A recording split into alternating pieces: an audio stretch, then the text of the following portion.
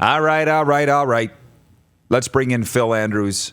We're such big fans of Phil. He's the voice of the Regina Pats. How you doing, Phil? There he is, right there, eh? Doing well. Looks Fans good, doesn't of you he? two guys, for sure. Your biggest fan is right here, John Frenzy, by the way. It's Good been guy. How long has it been since you two have chatted? 6 months, eh? Too long, John. Too long. Yeah, that's for sure. Frenzy says 6 months. Well, we saw it over at Access there one day. Remember that? Yeah, that's right. Couple days. You came over and you watched Pat's TV before anybody else. That's right. Phil, have you been to Wendell Clark's yet? When it first opened, like a long time ago, but not for a long time.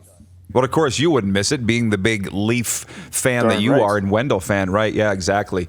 So you're at home, or what's your Yep. story? What's your 411? Yeah, we the whole office made the decision on Monday to work from home. I mean, it's something that I'm pretty mobile with what I do and have the capability to be at home, and so everybody in our office that is capable of doing that is at home and doing it. Just kind of, trying to do our part to whatever flatten the curve, as they say. And so, yeah, just plugging away every day here at home, and my kids are pretty happy to see me all day long. Though it's a little tougher getting stuff done, I would say. A horrible way to end this year, but it was a tough year in many ways. But looks like things are on the way back up for the Pats, eh? Yeah, I mean, it was a really slow start. I think it's been well documented all year. When you start 1-10, it's tough to bounce back from. But for a team that didn't look very good for that first month and a half of the year, we're certainly bounced back and played some really good hockey. I mean, we saw some young guys take some big steps and played darn near 500 hockey for the last 52 games of the year. So yeah, the team took some big steps. I think that, you look to next year and how good these guys that are going to be back next year got. I think that there's a lot of reason for promise. And there's some good 16-year-olds that are going to push for spots from last year's Bantam draft. So, yeah, there's a light at the end of the tunnel for sure for this team. Phil, you do have business to discuss. You should have been home tonight. Mm-hmm. I was forced into a major decision that I didn't have to make, because the Rush were to be home tonight as well to the Georgia Swarm. You were to be home in your final regular season game, and you have an announcement on tickets for people that hold tickets for that game. Would you mind announcing that? Yeah, it was. We're actually pretty lucky compared to some other teams around the league. Brandon had 4 home games left that had to be canceled. We just had the one, which would have been tonight against Moose Jaw. And so, for the most part, because it was a week or a week and a half from this night that we got into the point where again the season was first postponed and then announced that the regular season was canceled earlier this week. That I don't think we saw a ton of single game ticket sales. It was, mostly season ticket holders and people would redeem vouchers. So basically anybody that had used a voucher will just have a new one put into their online account and will be able to use that for next year. And anybody that did buy tickets, whether it be online or at the Brand Center box office, just has to go back to that point of purchase to get their information on basically how they go about redeeming their tickets that they had purchased for Friday night. So it hasn't been as maybe incredible a task as other teams have had to deal with because of having so many more home games. The Pats are lucky that the schedule kind of landed that way, but I think it'll be pretty seamless, and fans will be able to use the tickets that they had for the 2020-2021 season. Any thoughts personally on where the WHL is right now? Like, they've canceled the regular season, but the playoffs are on the table. Anything you know or feel with how that's going to go? Well, I think that they're a lot like the NHL in that they want to do everything that they can to salvage some type of a playoff. I mean, they're going to do whatever they can in terms of trying to make this happen. I mean, it's an interesting scenario because you look at the WHL and your window, as you know, Roddy, is small, and so there are teams that added ahead of the deadline that wouldn't have the opportunity. It's not like you're going to have the same guys back next year, and so it's tough. It would be really hard for some clubs who made the trades that they did and had the seasons that they did with the guys that they have on their roster now to not have an opportunity to compete for a championship. So I think the league's going to do whatever they can to try and get some type of playoff in. I don't know what the options are in terms of pushing the Memorial Cup in Kelowna to past May. I think that everything's on the table to try and get some type of playoff in. But obviously, it's a wait and see game, like with every league. A great race for first place, and some great teams in this league right now. Who do you think's going to win it all? Assuming you're playing. Yeah. Assuming you're playing.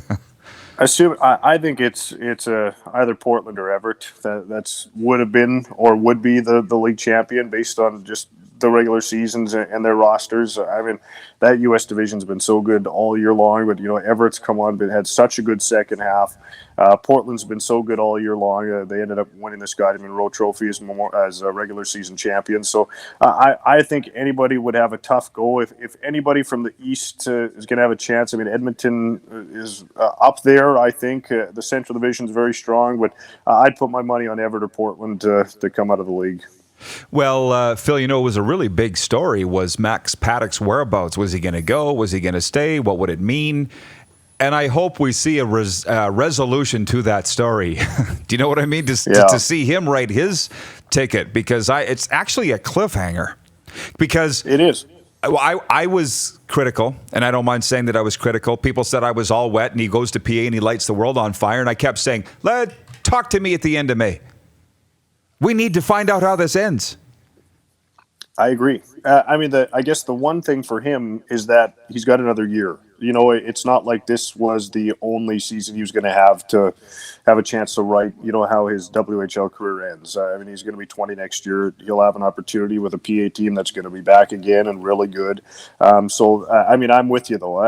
That was probably the most interesting thing for me going into the WHL playoffs was how Max is going to perform, because, he obviously has lit the league on fire since being traded to PA. But going back to his time with the Pats, when it was a big game in playoffs and Memorial Cup, he was almost unbeatable. And so I got a lot of faith in Max, and I thought he would be able to carry that PA team that doesn't score like they did last year, but plays a great defensive style. They play very well in front of him, and I thought he'd give him a good chance to be at least in the conference final against the Edmonton Oil Kings. So yeah, I hope we get to see a chapter in the narrative written this year. If not, he's got a chance all next year with a good PA team to do that. What else is on your mind these days? Geez, trying to stay busy, my friend. Maybe not so much stay busy, but stay entertained. Maybe. I've been pretty busy with work and that type of stuff. We're gonna, announce all of our year-end award winners tonight across the Pat social media channels. I've been busy putting together videos and graphics and all that stuff for that. But man, do I miss watching sports, man. Me, that's what I do, right? So I felt a little stir crazy, I would say. Reading books, doing puzzles, playing my guitar. I don't know, man, just trying to fill the time. Yeah. Get a new tattoo. I honestly I thought with 3 kids, all under the age of what? 6, 7? 7, yeah. All under the age of 7, that might have curtailed your sports watching a little bit. They're with me on it, man. I got them into the whole thing. Especially my youngest Spence, man. He'll sit there and he'll watch a whole hockey game with me. It's fantastic. I got him brainwashed. I can't even do that. Please tell me that he's at least an Oilers or Golden Knights fan. Well, he likes the look of logos, so he likes the Leafs because I like them. But then he likes the Jets because there's an airplane on it.